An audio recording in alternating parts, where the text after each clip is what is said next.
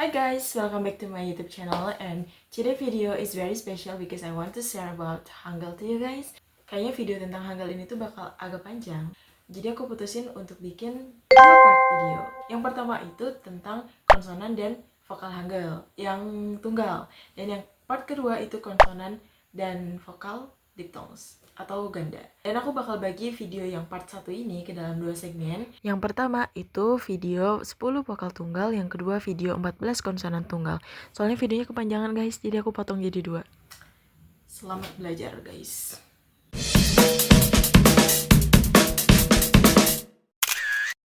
Kayaknya kalau sekarang orang-orang tuh udah common ya sama Hangul. Buat yang nggak tahu Hangul, Hangul itu adalah alfabetnya Korea. Kalau misalkan ditanya Hangul tuh gampang nggak sih? Mungkin jawabannya ada di cerita ini. Waktu zaman Raja Sejong, itu tuh tulisan yang dipakai untuk melafalkan bahasa Korea itu adalah tulisan Hanja. Nah tapi Hanja ini tuh susah diterima sama semua kalangan. Jadi nggak semua orang di masa itu bisa baca tulis Hanja. Raja Sejong tuh mau semua rakyatnya bisa baca tulis. Nggak cuma bisa komunikasi lewat tulisan, tapi juga bisa komunikasi lewat tulisan. Baik itu kelas menengah, kelas atas, atau kelas bawah. Raja Sejong tuh pengen semuanya bisa. Aksara apa nih yang bisa atau praktis, efisien buat rakyatnya gunain buat jadi aksara bahasa Korea. Nah dibuatlah Hangul. Waktu itu namanya Humin Jonggam. Dan ternyata Hangul tuh efektif dijadiin aksara bahasa Korea di zaman itu. Fakta lainnya tentang Hangul adalah kalau misalkan kalian searching ya, ada beberapa jurnal tuh bilang Hangul itu adalah salah satu bahasa yang gampang untuk dipelajari.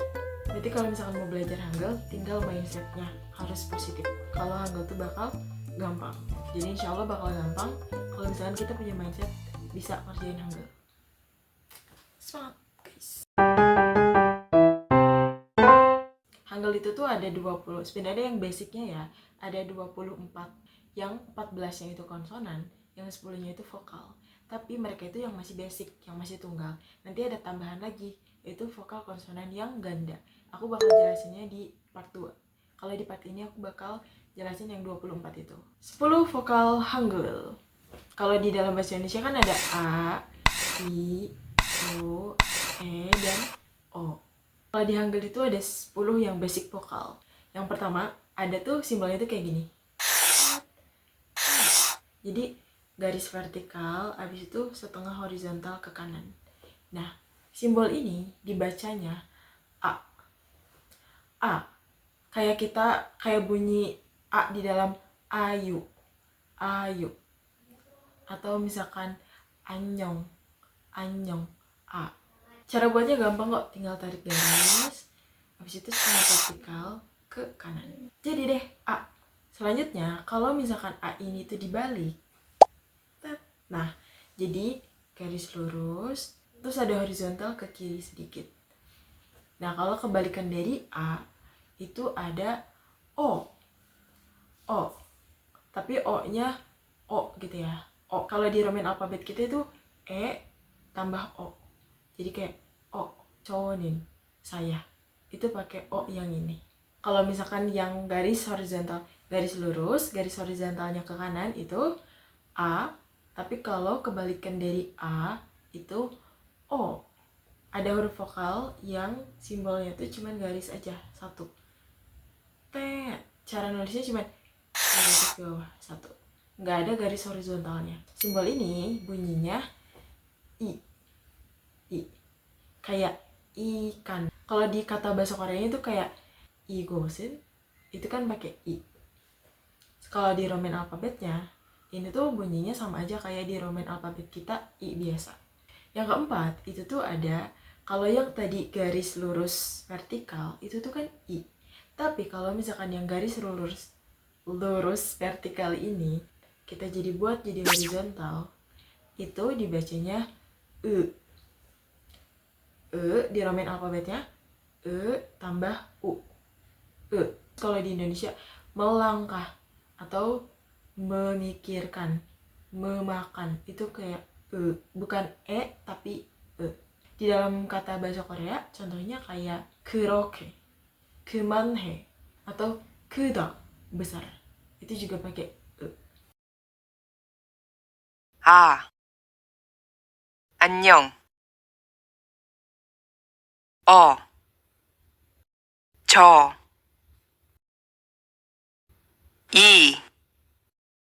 이것, 크다, Selanjutnya ada kalau misalkan tadi yang panjang itu yang vertikalnya kan, terus ada setengah ke horizontal. Sekarang ada garis horizontal atau yang kayak ada vertikalnya sedikit ke atas kayak gini. Itu dibacanya atau bunyinya o. Lebih bulat dari yang o. Ini dibacanya o bulat. Contoh di bahasa Koreanya 보다 atau sorry suara. Selanjutnya kalau misalkan yang o ini kita balik ke bawah, jadi yang garis horizontalnya di atas, terus ada ke bawah vertikal sedikit kayak gini, itu dibacanya u. Kayak di Roman alfabet kita u. Cara nulisnya gini. Contoh kata di bahasa Koreanya ada uyu.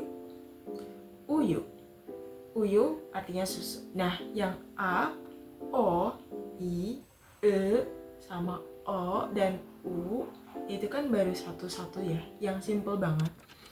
Sekarang yang 4 lagi itu kayak ada ketambahin y. Itu yang kayak gimana aja, Naj? Yang ke-6 itu tuh huruf a. Tapi kan kalau A tuh cuman garis horizontal, vertikal setengah ke kanan sedikit. Nah, kalau ini yang setengah ke kanannya ada 2. Kayak gini, berarti itu di bunyinya yaitu ya. Jadi kalau misalkan itu tuh seakan-akan gabungan dari 2 A, ya. Kayak gitu. Terus kalau misalkan ya ini kita balik ke kiri, jadi yang garis 2 horizontalnya ke kiri itu kita bunyinya yo. Sama kayak o kan, cuman karena ada 2 garis horizontal ke kirinya jadi yo. Contoh kata di bahasa Koreanya ada musim panas yaitu yorim. Itu pakai yo. Kalau tadi ya balikin yo.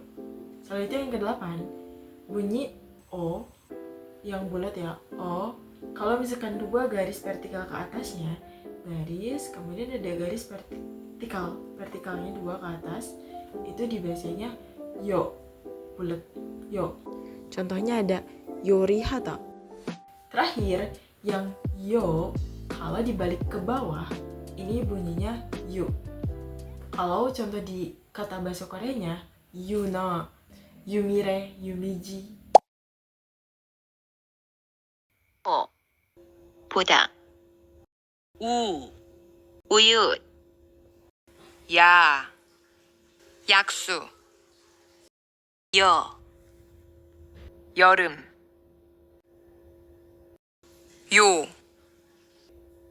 요리하다,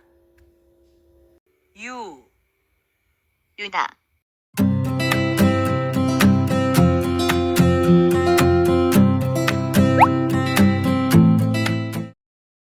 Kalau di Hangul, kalau vokal berdiri sendiri nggak ada konsonan, maksudnya gimana, Naj? Hangul vokal itu kalau dia berdiri sendiri harus ditambahin iyeng. Iyeng itu apa, Naj? Iyeng itu yang bulat kayak donat, dan mereka tuh bisa ditaruh di atas atau di depan si vokalnya. Jadi guys, kita lihat dulu huruf vokalnya. Kalau misalkan dia cenderung lebih panjang yang horizontal atau cenderung kayak berdiri, nah kita taruh iyengnya itu di pinggirnya, di samping huruf vokalnya. Contohnya kayak misalkan A, terus ada O, terus ada juga yang lebih cenderung kayak berdiri atau lebih panjang yang berdirinya itu ada ya, terus yo. Dan yang udah jelas kalau itu tuh berdiri adalah I. Nah, mereka tuh ditambahin iyeng di depan merekanya.